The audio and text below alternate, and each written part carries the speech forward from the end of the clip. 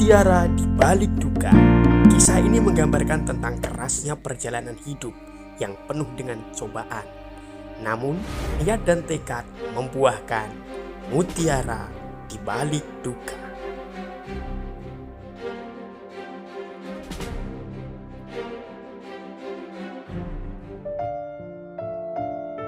Pada tahun 2002, aku dan keluargaku pergi merantau ke Kalimantan karena orang tuaku sudah tidak ada lagi pilihan.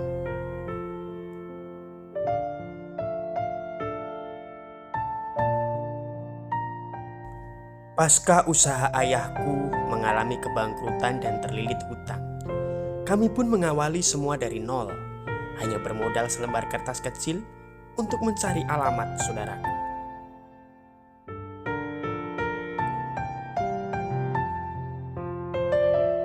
Sebulan sudah kami tinggal di Kalimantan, tepatnya di daerah transmigrasi, yang masih belum ada listrik, belum begitu ada kendaraan juga.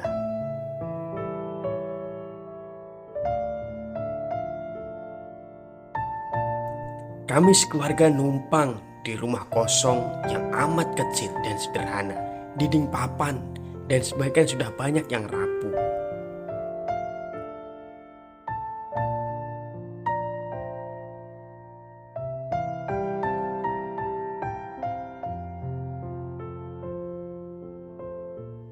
Namun kami bersyukur masih ada yang mau meminjamkan tempat tinggal, walaupun tak sebesar rumah kami dulu.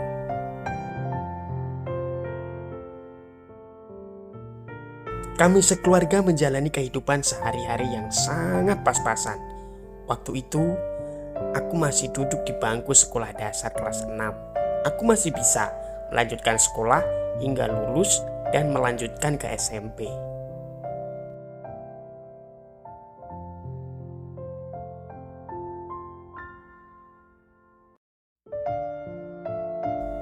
Walaupun dengan biaya yang sangat pas-pasan, karena ayahku hanya karyawan kebun sawit dan ibuku belum bisa bantu ayah untuk cari tambahan penghasilan.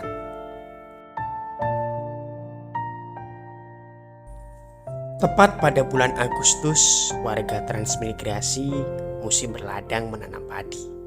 Ayahku pun ikut berladang menggarap lahan kosong untuk menanam padi.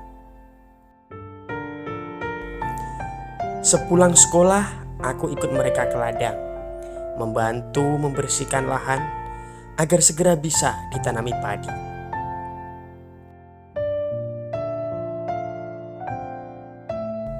Kami pun membawa bekal seadanya, hanya nasi dan lauk 1 butir telur dadar yang dicampur tepung. Itu pun kita bagi 3.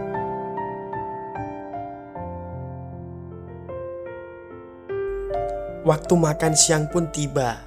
Kami membuka bekal. Karena aku sangat lapar, aku pun terburu-buru membuka panci tempat nasi. Dan akhirnya tempat nasi pun tumpah. Hanya ada beberapa yang bisa dimakan, karena banyak yang kotor, terkena abu bakaran.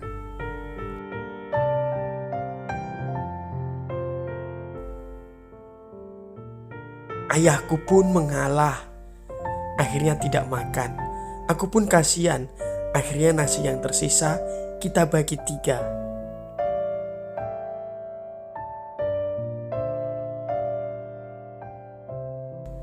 Singkat cerita, padi pun tumbuh subur dan mulai akan keluar buahnya.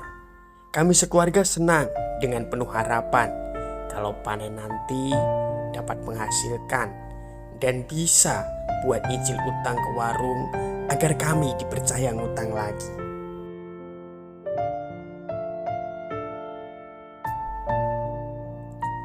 Namun semua harapan itu hilang sekejap karena padi kami diserbu hama belalang hingga ke batang-batangnya. Akhirnya kami gagal panen.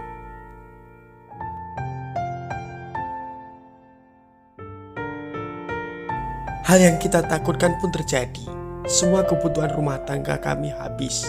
Mulai dari beras, minyak goreng, bahkan sabun mandi pun habis. Ayahku mencoba ke warung untuk ngutang lagi, namun kami sudah tidak dikasih.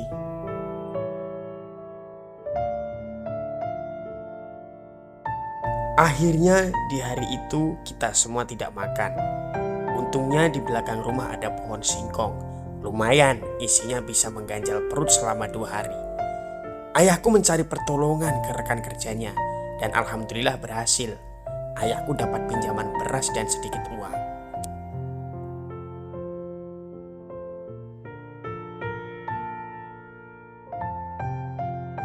Ayahku pun tidak putus asa. Selang beberapa hari, ayahku punya ide memproduksi tempe keripik khas daerah kami. Ibuku sepakat dan mengeluarkan simpanan kedelai yang dikasih saudara kami.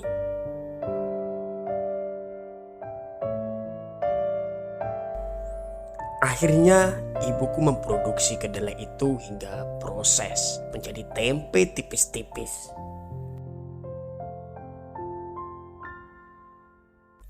Tepat hari Minggu kita memulai ingin menggoreng. Ayahku mengeluarkan uang semata wayangnya yang sudah disimpan berminggu-minggu. Jumlahnya Rp20.000.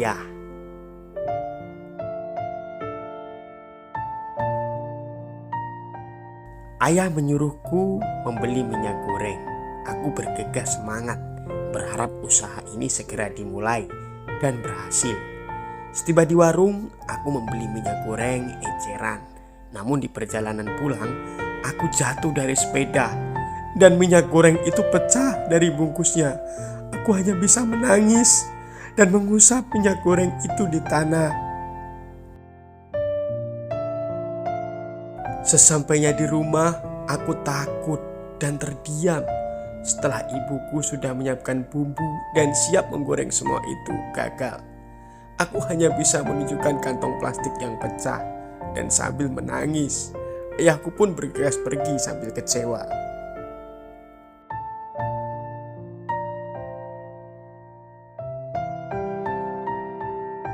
Namun setelah ayah pulang ke rumah, wajahnya berubah ceria karena ayahku dapat pinjam minyak goreng 5 liter dari salah satu rekan kerjanya.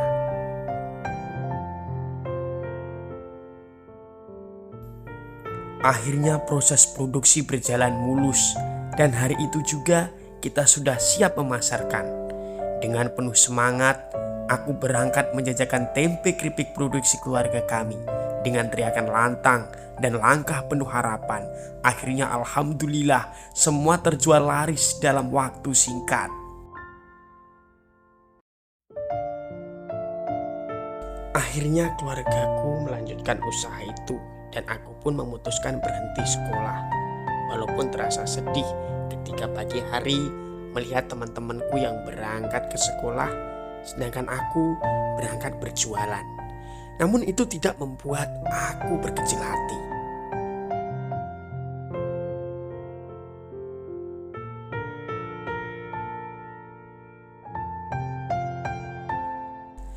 Aku memilih membantu orang tuaku karena aku hanya anak tunggal. Tidak ada lagi yang bisa membantu keluargaku kecuali aku sendiri.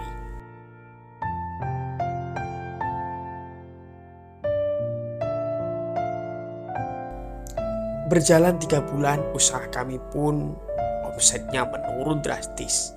Akhirnya kami kebingungan lagi. Ayahku mulai mencari informasi untuk mencari pekerjaan.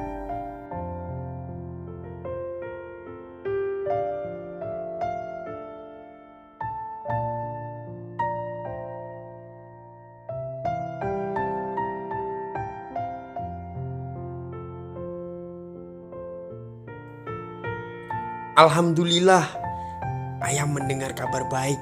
Ada perusahaan baru yang membutuhkan karyawan banyak. Kami pun merantau ke perusahaan tersebut. 2 bulan waktu berlalu. Hasilnya sangat lumayan.